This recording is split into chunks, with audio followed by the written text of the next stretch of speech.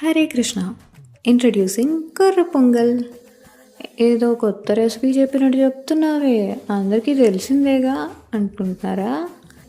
కొత్తది కాకపోవచ్చు, కానీ నాకు కొత్తదే. షర్మిలక్క పూనిందా ఏంటి అనుకుంటున్నారా? అది కాదండి. నాకు చిన్నప్పటి నుంచి మిల్లెట్స్ నా పేరెంట్స్ నాకు అలవాటు చేయలేదు. నాకున్న ఇంట్రెస్ట్తో బెనిఫిట్స్ తెలుసుకొని ఇప్పుడు అలవాటు చేసుకుంటున్నాను. సో ఈరోజు కొర్ర పొంగల్. నైట్ అంతా నానబెట్టిన కొర్రల్ని, పొద్దున్న నానబెట్టిన పెసరపప్పుని రెండింటినీ కలిపి కుక్కర్లో పెట్టుకొని తగినన్ని నీరు పోసి ఒక 4 to 5 విజిల్స్ ఉడికించుకోవాలి. ఇలా మెత్తగా ఉడికించుకొని దాంట్లో వాటర్ కలిపి స్మాష్ చేసుకొని వాటర్ కలిపి లూజ్ కన్సిస్టెన్సీలో చేసుకున్నాను అనమాట.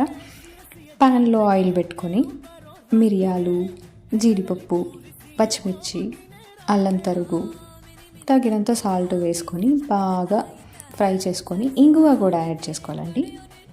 ఈ కొర్ర పొంగల్ని దాంట్లో యాడ్ చేసుకొని ఒక 10 minutes ఉడికించుకుంటే కొర్ర పొంగల్ రెడీ.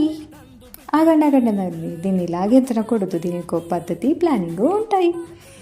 ఇలా కప్పులో కాస్త స్పేస్ చేసుకొని దాంట్లో పప్పుని యాడ్ చేసి కలుపుకొని అప్పుడు తింటే సూపర్ ఉంది.